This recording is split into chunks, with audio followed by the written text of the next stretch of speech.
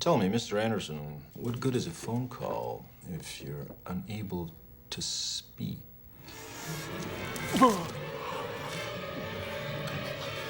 This is how a lot of guys are feeling right now. They want to speak, but they can't. They don't feel like they're allowed to speak their minds. Why is that? And is there anything we can do about it? Let's take a look at some videos, see what people are saying about it right now. That's because men and women communicate differently. Men communicate overtly and women communicate covertly.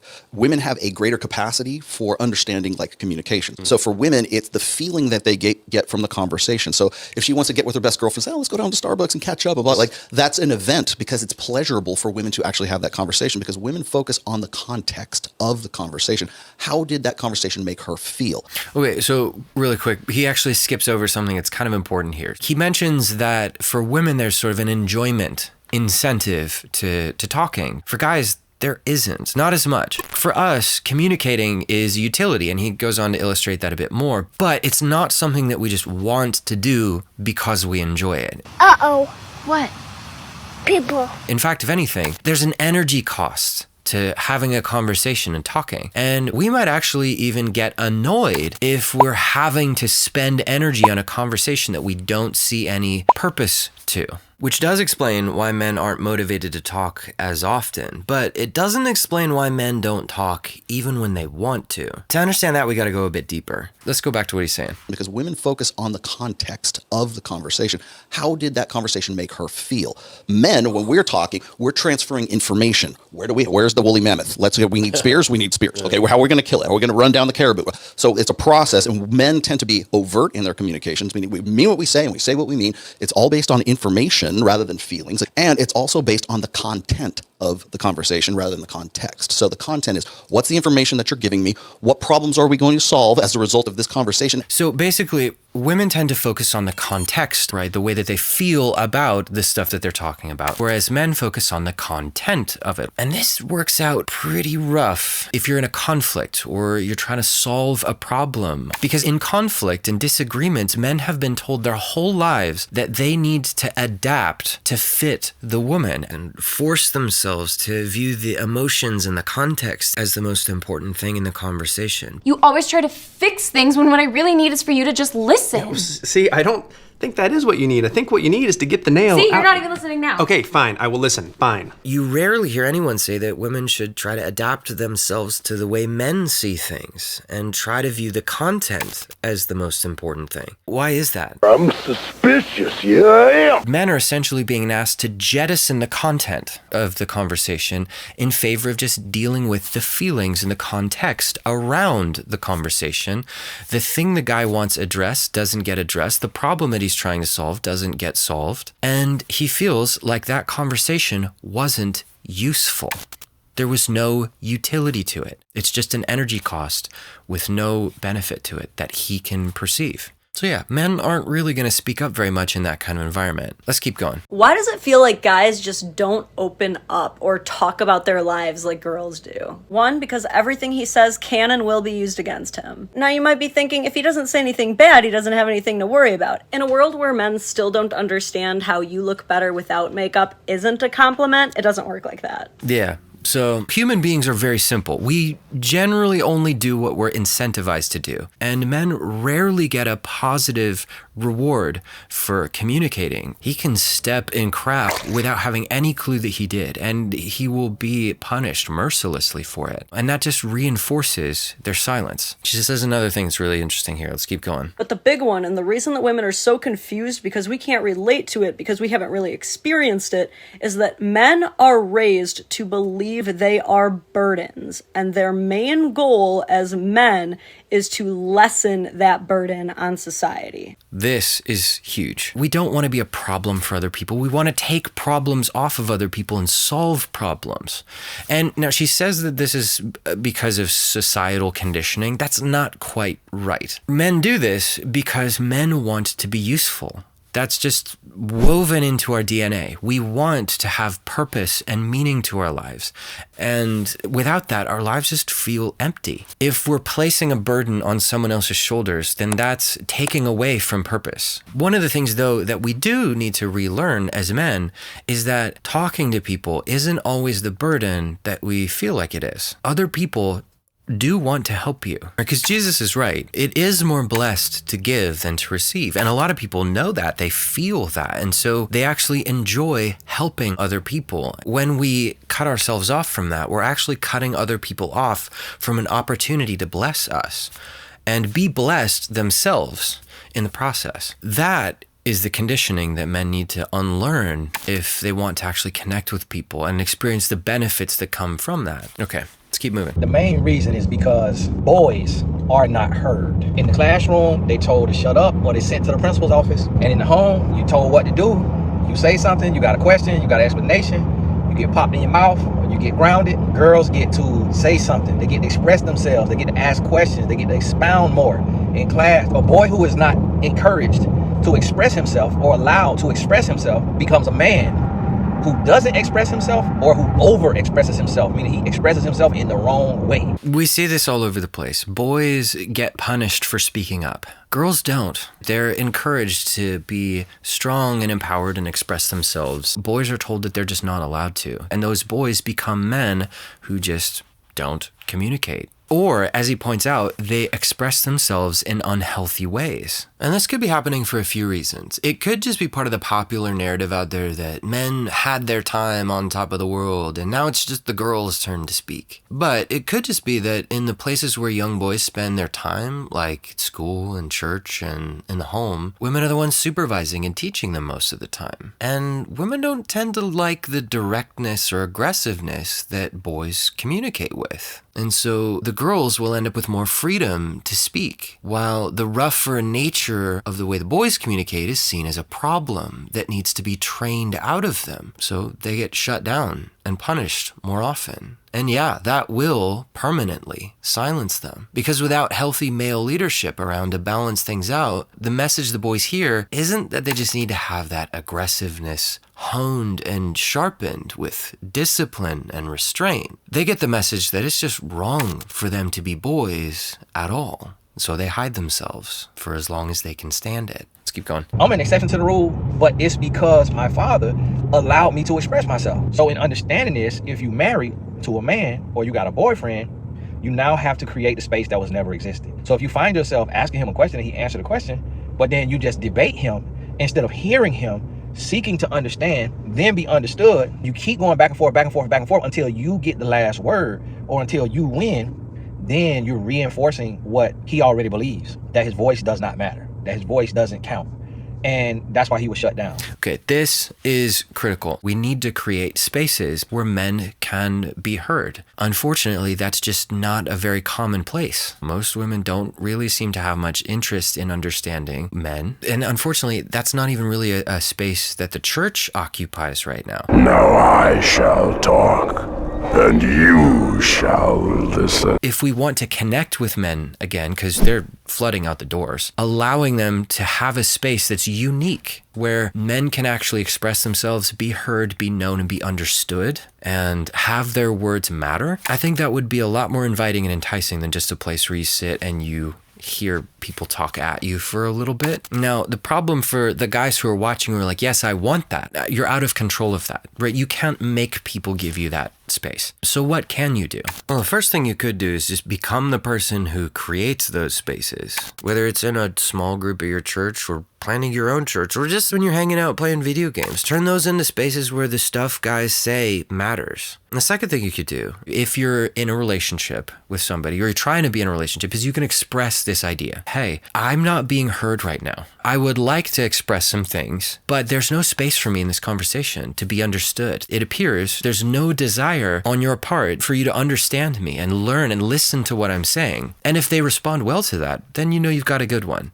If they don't, that's the other thing that you can do, is you can choose who you're with for the most part. You can choose your communities, your friend groups, and you can choose who you're going to spend the rest of your life with. And before you say, oh, all of those women are just gone, they don't exist. Myself and most of my friends at this point have found and married women who have that grace and respect to listen and seek to understand us before making themselves understood. So I know these women exist. They are out there. And by the way, guys, this whole idea that you'll never have a good woman in your life because either they just don't exist anymore or you'll never be good enough for one, that's a myth. That's false. So if you're tired of taking the quick and easy path of just giving up on women and you want to take your best shot at having someone in your life who will love you and share your life with you, then check the link below, send me a message. I might have something for you. It's not the easiest path in the world, but it might just be your best shot at becoming the kind of man that the woman you're looking for desperately wants to meet right now. So take a look. Okay, ad over. How does a man become so emotionally distant and cold? Not occasionally or only when they have a bad day, but all the time. Quite a lot of our attitudes, behaviors, and characteristics are actually formed during our childhood. The role that our parents and environments play in terms of cultivating and forming the foundational base within our psyche is absolutely critical for our adult years. However, it is not just our childhood that could cause us to form a solid foundation of certain attitudes, behaviors, and characteristics. Major traumatic events could also play a vital role in shifting or rearranging one's psychological blueprint. Similarly, if a man's well or extensively invested care, warmth, and intimacy towards someone and or a group of people is abruptly taken away or worse betrayed, he will more than likely develop an integral response to shun himself from forming a very close bond with anyone in the future. So basically, the stuff that happens to you when you're a kid matters a lot. Any traumatic events that you go through matter. And for those types of things, you need healing and you need retraining of your mind and your approach. I experienced that a bunch in my own life, and that was a process that took me years. And actually, in a lot of ways, I'm still in that process. It can be tough to get there. But again, I know it's possible because I've lived through it. So don't let yourself get too discouraged about it. Keep asking questions, stay curious, keep learning more about yourself, about the problems, and growing closer to God. It's not comfy, it's not always fun, but there are solutions and there are ways that you can get healing and get back to being able to connect with other people again. Let's take a look at another one. This one's spicy. The topic of today's short talk is why women don't apologize. I am 40 years old, and I think I can count on one hand the number of apologies I've received from women in my life. Now, the reason why it is so hard for women to apologize is that there seems to be a difference in what men and women consider to be the problem. From a man's perspective, the problem is some behavior for which he believes the woman to be at fault. And as a consequence of that behavior, he is now angry and upset. The behavior is the problem, and the emotional response is the consequence. And in his mind, the solution to this problem is acknowledgement of fault and behavioral change. From a woman's perspective, the problem is not the identified behavior. The problem is that the man is angry and upset. And in her mind, the solution to this problem is changing the way he feels.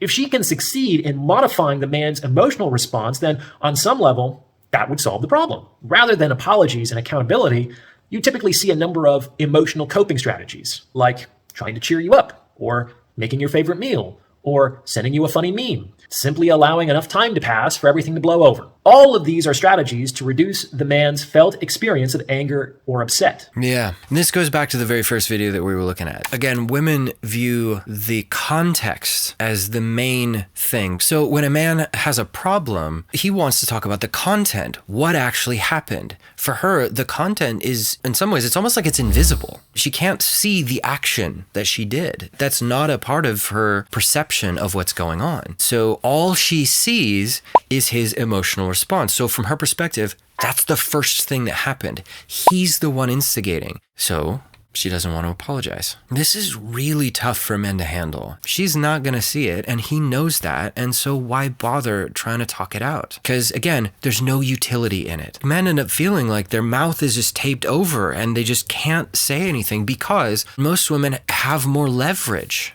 in relationships legally and because she has more options out there than he does. She can say to the man, you'd better see it my way, or I'm going to go find someone else who will. And I have some things to say about this, and in particular what men can do to handle this in a more positive way. But I don't think I can say that stuff here on YouTube, so I'm going to put that up on Patreon. But let's move on before I get myself in trouble. The part of this that I can say is that you do have to start standing up for yourself. You have to begin to reassert your frame of the content being what's at the center of the conversation. Now, the problem here is that there is no chance that you will ever assert yourself if you're approaching her or even a group or your community out of a place of need. I used to have a really antagonistic relationship with God. I wasn't getting my emotional and spiritual needs met in my relationship with him or in my community. And so I approached women in particular out of a place of deep hunger and need for approval and satisfaction from them. And that meant that those women that I was approaching had a ton of leverage over me, and they knew it. And I was approaching them out of a place of fear. And they did not respect that, or me. And they definitely didn't find it attractive, which is a big part of the reason why none of them really stuck around. But what I had to relearn was where to get my emotional needs met through genuine connection with my community and through a much healthier, thriving relationship with God. You know, I had to unlearn this idea that he's just this big angry man in the sky who just actively wants me to suffer, and learn that actually, no, he's a dad who cares about my well-being and wants to be close to me. Once I got that straightened out, I began to truly get my emotional and spiritual needs met from him fully. And so I could approach women out of a place of abundance instead of a place of fear. And I found that I was able to assert myself. And weirdly, I found that women actually respected that much more than I thought they would. I thought that I was going to get a lot of consequences for being assertive. That hasn't been the case. Turns out women actually like it when you kind of take charge from a place of confidence and fullness. So, all right, let's bring it home. One last one here. If you scour the internet and you see any videos or discussions about men communicating and opening up, you will constantly see men complain about or point out the fact that they cannot trust women to not use those moments against them. That they will now, again, throw it back in their face. They will judge them, look down on them, all kinds of issues. And because of this, men are shutting down. Now, I am not a believer that this is a healthy way to handle this on the men's side, because it's unfair to the woman who is willing to listen and not throw it back in his face for him to just shut down.